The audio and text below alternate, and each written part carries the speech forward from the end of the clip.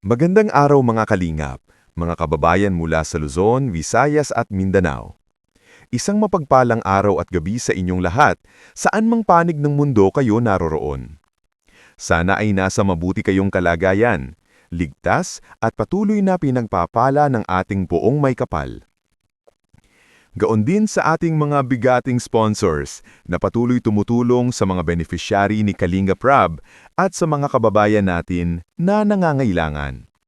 Siyempre, saludo tayo kay Kuya Val Santos Matubang, kay Ate Edna Vlogs at sa power couple na sina Kalinga Prab at Madam Jackie Papia. Solid Kalingap family talaga.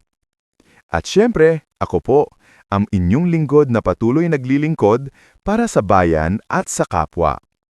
Kung bago ka pa lamang sa channel na ito, huwag kalimutan mag-subscribe, i-like at i-share ang video, at i-click ang notification bell para lagi kang updated sa ating mga bagong kaganapan.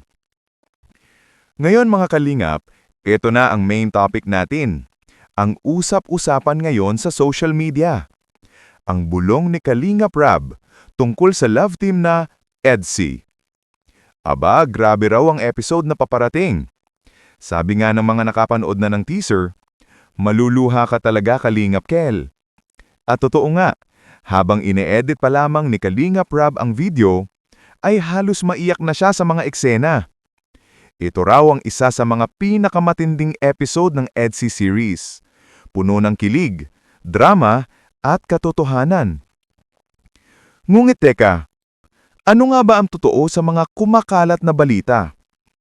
May mga nagsasabing may tampuhan daw si Viancy kay Papa Eds. Aba, totoo nga raw na umalis si Papa Eds nang hindi nagpapaalam sa kanyang wifey na si Viancy. Kaya daw nagtampo si Viancy. Ang tanong, may katotohanan nga ba ito? Narito ang mismong bulong ni Kalinga Prab mga kalingap na nagpatunay na wala dapat ipag-alala. Sabi ni Kalinga Prab, habang nagkukulitan sila sa kanilang GC na tinatawag na Velvet Box, ay may palitan nga ng biruan sina Viancy at Eds. Sabi raw ni Viancy, aalis ka na naman nang hindi ko alam. Tawa naman daw si Papa Eds, sabay biruan. Ang saya ng buong grupo. Pati nga sina tita at tito ay kinilig din. Ibig sabihin lang, kulitan lang ito. Walang tampuhan, walang seryosohan, puro good vibes lang. Kaya sa mga kumakalat na kwento na may tampuhan daw, sabi nga ni Kalinga Prab, mga fake news po yan. Hindi totoo. Wala pong ganyang issue. Hindi pa lang daw niya na-upload ang photoshoot ng EDC dahil siya ay nasa biyahe pa at inaayos pa ng editor ang video. At eto pa mga kalingap, may matinding pahayag nga si Kalinga Prab na nagpapatunay na okay sina EDC. Sabi niya, guys okay sila, nag-aasaran lang sa GC, walang tampuhan. Marami pa kayong dapat abangan. Aba, nakakakilig naman talaga tong dalawa. Lalo na't may paparating pang photoshoot sa ikalawang taong anniversary ni Viancy bilang bahagi ng Team Kalingap. Talagang excited na ang lahat kung ano ang lalabas na content sa kanilang channel. Pero hindi rito nagtatakos mga kalingap. May sinabi rin si Kalinga Prab na talagang nagpaluha sa marami. Habang ine-edit daw niya ang episode, halos maiyak siya sa mga eksenang naglalarawan kung gaano kalalim ang pagkakaibigan, respeto at tiwala ng dalawa. Makikita raw dito kung gaano ka-sincere si Viancy at kung gaano ka-loyal si Papa Ed sa kanilang samahan, harap man o likod lang kamera. At dahil may special mission sina Eds at Kalinga Prab sa Maynila, ay pansamantalang na-delay ang upload. Pero don't worry mga kalingap, dahil ayon kay Rab, pag lumagas to, malalaman nyo lahat. Malalaman nyo kung ano talaga ang nangyayari sa kanila. Kaya naman, abangan na lang natin ang episode na ito dahil siguradong mapapaluha kayo, mapapakilig at mapapahanga sa tunay na samahan ng EDC. Ngayon, isang mensahe para sa lahat ng ating taga-subaybay. Huwag agad maniniwala sa mga fake news o mga kwentong wala namang patunay. Tandaan natin, Sa panahon ngayon, napakadaling gumawa ng istorya. Pero ang katotohanan, nakikita natin mismo sa mga vlog ni Kalinga Prab, ni Viancy at ni Papa Eds. Ang importante, patuloy silang nagmamahalan, nagkakaintindihan at nagtutulungan sa kabila ng mga intriga. Kaya mga kalingap, abangan po natin ang buong kwento sa vlog ni Kalinga Prab. Siguradong marami pang pasabog, kilig at good vibes ang hatid ng ating paboritong love team na EDC. At higit sa lahat, huwag nating kalimutan, ang suporta at pagmamahal na ibinibigay ng Team Kalingap ay hindi lang sa kanila, kundi para rin sa mga kababayan nating natutulungan sa tunay na buhay. Hanggang dito na lang muna mga Kalingap.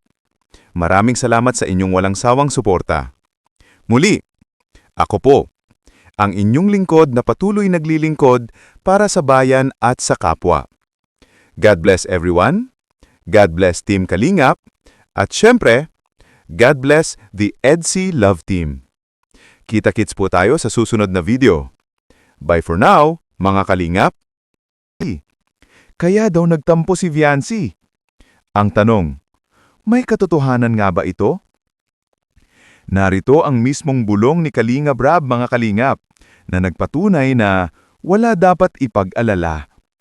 Sabi ni Kalinga Prab, habang nagkukulitan sila sa kanilang GC na tinatawag na Velvet Box, ay may palitan nga ng biruan sina Viancy at Eds.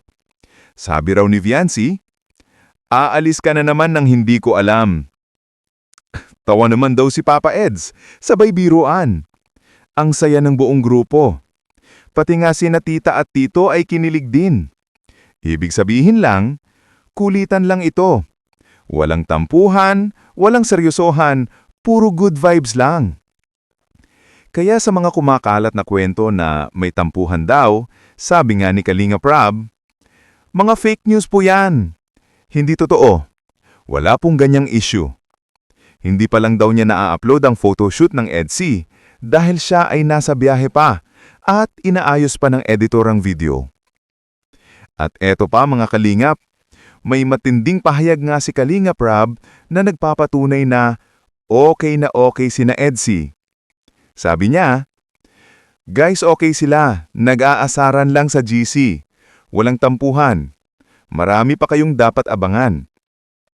Aba, nakakakilig naman talaga tong dalawa. Lalo na't may paparating pang photoshoot sa 2nd taong anniversary ni Viancy bilang bahagi ng Team Kalingap. Talagang excited na ang lahat kung ano ang lalabas na content sa kanilang channel. Pero hindi rito nagtatakos mga Kalingap. May sinabi rin si Kalinga Prab na talagang nagpaluha sa marami. Habang ine-edit daw